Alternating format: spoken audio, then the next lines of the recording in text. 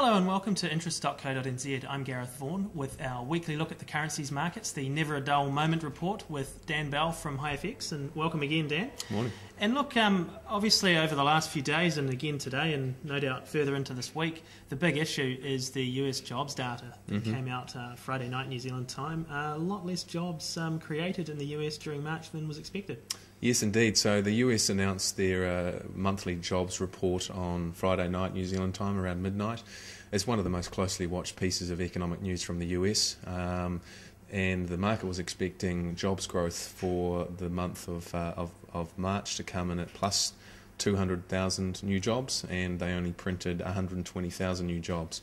So quite a reaction to that. Obviously, it's been Easter weekend, so fairly thin market out there. But we have seen equities lower in the States overnight, so they were open overnight. The European equities markets were closed.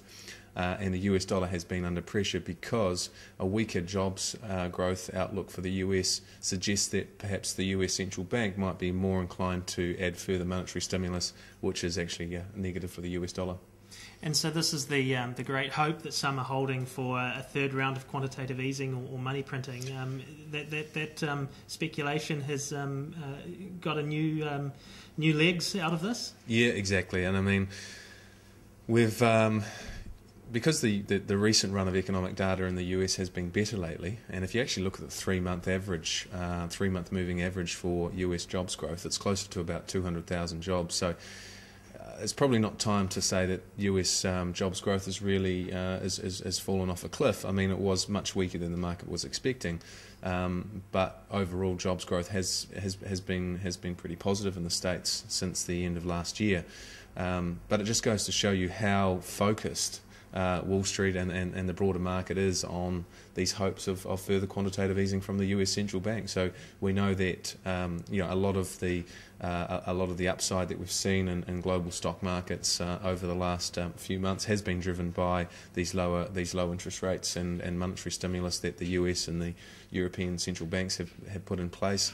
So any hints of further stimulus is going to be a positive for equities and commodities and negative for the US dollar. So we saw the New Zealand dollar spike up about 50, 60 points against the US dollar when the New York markets opened overnight.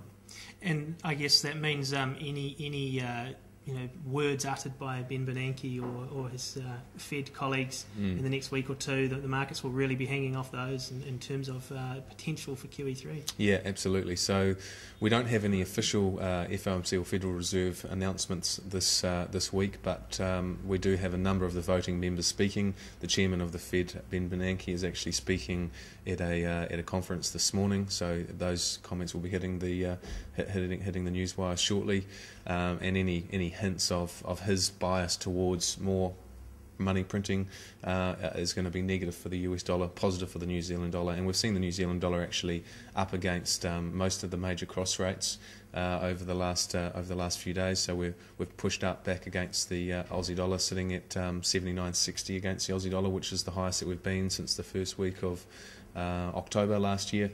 And we're sitting back around 62.50 against the euro and 51.50 against the pound, and about 67 against the yen. So again, the New Zealand dollar has been one of the best performing currencies over the last 24 hours. And we've got other news out of the States this week. I guess is going to be the beginning of the first quarter earnings season. All the big companies coming out with their numbers from the first 3 months of the year. Anything in particular the markets are looking for in all of that? Yeah, I think the market will be looking for just an overall trend in corporate earnings. So we've seen this big surge in equities, particularly in the US, over the last few months. Investors are going to want to see some justification for the rally that we've had. So Q1 earnings will be quite important. We kick off this week with Alcoa, the big aluminium company. So any of those big multinational corporates in the US that have exposure all over the world, really, they're going to be watched quite closely to see how global growth is hanging in there. And that kicks off this week and will be running for the next couple of weeks.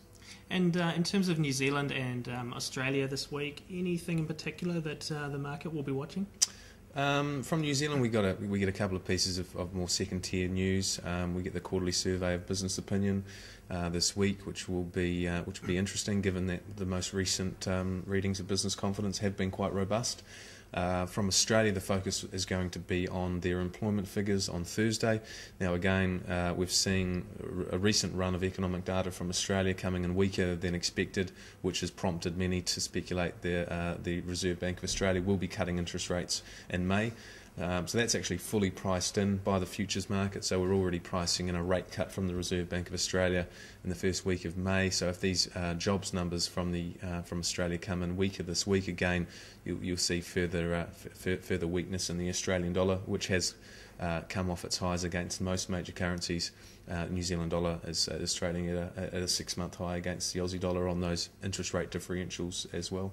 So in terms of the Kiwi dollar, we're looking at a period, I guess, to continue of it rising against the Aussie, and perhaps also a bit of a run against the US dollar again if these QE3 rumours continue for a while. Yeah, indeed. So we're trending up against the Aussie dollar. It does have its sights set on 80 cents, which we haven't been to for quite a while.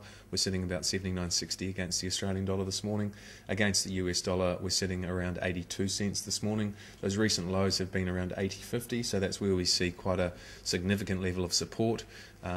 With this hint of further QE from the US, we'll probably see the New Zealand dollar continuing to drift up. But I think it's still more of a range trade. I think it's going to struggle to get back over 83.50 is going to be a pretty big level of resistance in the short term. Looking elsewhere, we've seen bond yields in Europe starting to drift up again. Bond yields in Spain are sitting around 4-month highs. Bond yields in Italy are sitting around 2-month highs. Italy's got quite a big bond tender this week. So I think the situation in Europe is slowly sort of coming back into focus, and if those bond yields continue to push up, obviously there's going to be question marks about the sustainability of this whole European debt crisis and what's happening there. That comes back into the headlines. Well, naturally we're going to see a turn in risk sentiment, and we'll see the New Zealand dollar under pressure again. And what about China?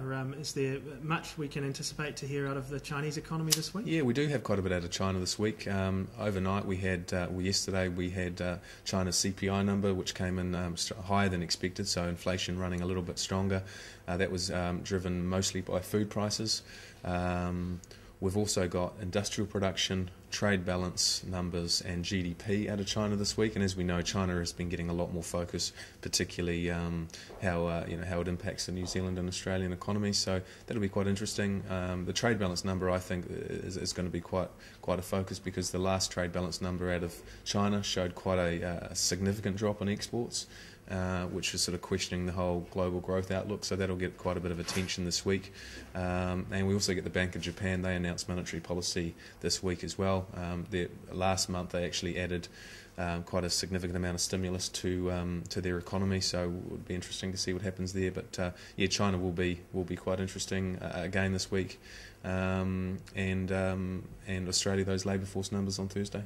Well, thanks for that, Dan. That's Dan Bell from HiFX, and I'm Gareth Vaughan at interest.co.nz with another edition of our Never a Dull Moment Currency Report.